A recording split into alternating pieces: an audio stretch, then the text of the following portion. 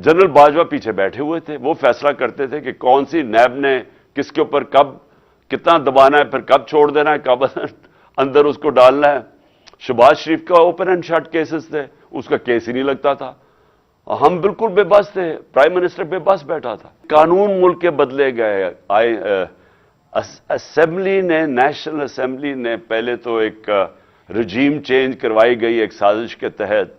Open market के अंदर मंडी लगी, इलेक्शन नहीं ऑक्शन की वजह से एक ऑक्शन हुई जिसके अंदर लॉयल्टीज बदली गई, हॉर्स ट्रेडिंग हुई, गवर्नमेंट गिराई गई।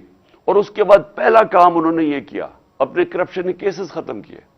और फिर कानून ऐसे बनाए गए कि एक एक बचा, जो इनके बड़े करप्शन के स्टालवर्ड्स थे वो बच गए सारे। और सारे आप देख रहे हैं कि बारी बारी सारों की करप्शन केसेस खत्म हो रहे हैं। तो ये तो किसी दुनिया के मुल्क में मैंने ऐसा नहीं देखा। ये तो मैं शायद बनाना रिपब्लिक्स में भी ऐसा ना होता। ये तो कोई मगरबी जमहूरियत के अंदर कोई तसव्वुर भी नहीं कर सकता कि पब्लिक के पैसे चोरी करने वालों को पहले आप एक साजिश के तहत मुल्क के ऊपर मुसल्लत करें, उनके केसेस ना होने दें। ये भी मैं कहूं, हमारे दौर में मैं पूरी कोशिश करता रहा, मैंने पूरी कोशिश की कि इनके पूरे केसेस मैच्योर थे। नैब के अंदर से हमें कहते थे केसेस मैच्योर हैं, लेकिन पीछे से हमें इजाजत नहीं है। अब पीछे से इजाजत कौन नहीं दे रहा था? जनरल बाजवा साहब। जनरल बाजवा पीछे बैठे हुए थे, वो फैसला करते थे कि कौन सी नैब ने किसके ऊपर कब कितना दबाना है, फिर कब छोड़ देना है, कब अंदर उसको डालना है। शहबाज शरीफ का ओपन एंड शट केसेस थे, उसका केस ही नहीं लगता था। हम बिल्कुल बेबस थे, प्राइम मिनिस्टर बेबस बैठा था। और ये क्या शो करता है कि यहां मुल्क के अंदर जो कानून की हुक्मरानी है वो नहीं है, ताकत की हुक्मरानी है। और ये इससे सिर्फ यही नहीं है कि इस वक्त मुल्क के वो बड़े बड़े क्रिमिनल्स बाहर फिर रहे हैं और मुल्क के ऊपर बैठे हुए और फैसले कर रहे हैं, अपने केसेस भी बचा रहे हैं, और मुल्क की इकॉनमी नीचे चली गई है और ये ऊपर इनकी सारे केसेस माफ हो गए हैं और बाकी भी बैठे हुए आने के लिए। ये किसी भी डेमोक्रेटिक सोसाइटी में, आज अगर आप चाइना को कहते हैं, चलिए जी चाइना, मगरब कहता है कि वो डेमोक्रेटिक सोसाइटी नहीं है, लेकिन प्रेसिडेंट शी जिनपिंग ने 450 वजीरों को 7-8 सालों के अंदर उसने जेलों में डाला करप्शन पे। तो अगर ये इतना बड़ा इशू नहीं था तो क्यों वो जो भी मुल्क आगे बढ़ रहा है वो क्यों इतना करप्शन के ऊपर क्यों इतनी वो जोर लगाते हैं कि ताकतवर करप्ट लोगों को कानून के नीचे लेके आए? क्योंकि यही एक सक्सेस होता है एक माशरे की, जिसको लेवल प्लेइंग फील्ड कहते हैं। क्यों हमारे पाकिस्तान के यहां से, मैंने अपने साथ, मैं जब पहली दफा बरतानिया गया 1971 में, तो मुझे याद है लेबर जाती थी पाकिस्तान की वहां, और हर थोड़े 5-6 साल के बाद वो पहले मजदूरी शुरू करते थे, फिर वो अपनी कोई दुकान खोल देते थे और देखते देखते वो बिजनेसमैन बन जाते थे।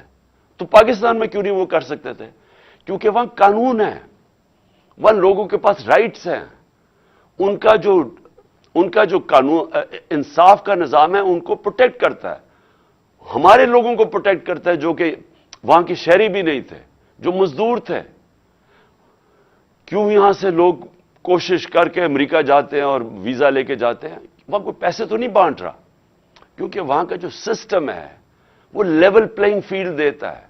रूल ऑफ लॉ शहरियों को लेवल प्लेइंग फील्ड देता है, एक जेन्युइन एंटरप्रेन्योर्स को ऊपर आने की मौका देता है। वहां खुशहाली इसलिए होती है, जो भी मुल्क खुशहाल होता है उसके अंदर मौका मिलता है लोगों को पैसा बनाने के लिए, मेहनत कश को रिवॉर्ड मिलता है, उसको पैसा, उसकी मेहनत का उसको फल मिलता है। लेकिन जब एक सिस्टम डिस्टॉर्ट किया जाता है, ताकत की हुक्मरानी होती है, वो कभी भी दुनिया की तारीख के अंदर कभी वो मुल्क प्रोग्रेस नहीं कर सकता। हमारे जो नबी सल्लल्लाहु अलैहि वसल्लम ने मदीना की रियासत में गुर्बत की इंतहा थी शुरू में, लेकिन सबसे पहले रूल ऑफ लॉ कायम किया कि मेरी बेटी भी चोरी करेगी तो सजा मिलेगी।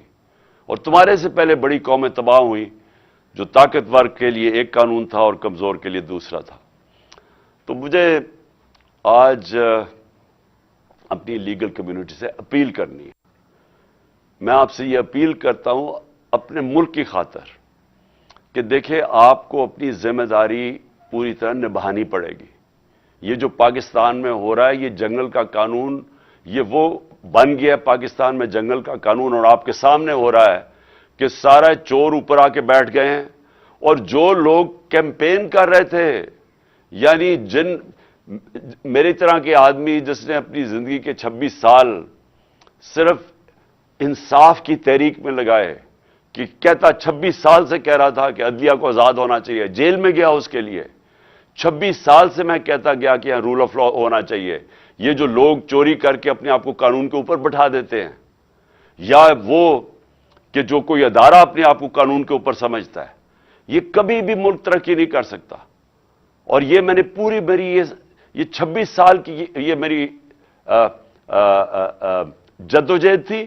اور 3.5 سال جب میں گورنمنٹ میں بیٹھا تھا تب بھی میں اس کے اوپر پورا جدوجہد کرتا گیا. جب میں کہتا گیا کہ میں این آر او نہیں دوں گا. این آر او کا مطلب کیا ہے؟ این آر او دینے کا مطلب یہ ہے کہ آپ وہ لوگ جنہوں نے پبلک کا پیسہ چوری کیا ہے، آپ اپنی کرسی بچانے کے لیے، کیونکہ وہ آپ کو بلیک میل کر رہے ہیں، آپ ان کو معافی دے دیں، جو جنرل مشرف نے کیا تھا اور اس بار جنرل باجوہ نے کیا. تو یہ اس سے زیادہ ملک سے میں کہتا تھا میں غداری کروں گا اپنی قوم سے کہ اگر میں ان لوگوں کو این آر او دوں گا جن کو آج این آر او مل گیا. اور آپ کی سب کے سامنے کبھی بھی ایسا نہیں ہوا کہ ایک مارچ کے اندر پاکستان کی اکنامک سروے کی فگرز پڑھ لیں کہ ہر طرح اکنامک گروتھ پاکستان کی 6%، ریکارڈ ہماری ایکسپورٹس تھی، ریکارڈ ٹیکس کلیکشن تھی، ریکارڈ ریمیٹنسز تھی، 4 فصلیں ریکارڈ تھی، کسان خوشحال تھا، سروس سیکٹر آگے جا رہا تھا. مارچ سے آج دیکھیں پاکستان کا حال کیا ہے. اور یہ جو 7.5 لاکھ لوگ ملک چھوڑ کے جا رہے ہیں، ہمارا نوجوان ڈائنامک ہمارا سیکٹر، یہ سوچیں کہ کتنی مایوسی آج پاکستان میں ہے کہ جو اس ملک کے ساتھ ہوا 7 مہینے کے اندر. تو میں اس لیے آخر میں پھر سے آپ کو اپیل کرتا ہوں کہ آپ کے اوپر بہت بڑی ذمہ داری ہے. یہ جو آنے والے دن ہیں، اس ملک کو آپ کی ضرورت ہے. آپ کو ہر طرح کا پریشر ڈالنا چاہیے کہ there are no holy cows. یہ جو اپنے آپ کو قانون کے اوپر لوگ بٹھا دیتے ہیں اور وہ سامنے ہمارے ملک کے اندر مذاق ہوتا ہے. یہ جو الیکشن کمیشن کر رہی ہے، اتنا بلیٹنٹلی ایک باعث کر رہی ہے سب کے سامنے. 8 دفعہ انہوں نے ہماری پارٹی کے خلاف فیصلے دیے ہیں، 8 دفعہ ہم عدالت گئے ہیں اور 8 دفعہ عدالت نے اوور ٹرن کیے فیصلے کیونکہ ہمارے خلاف دیے ہیں.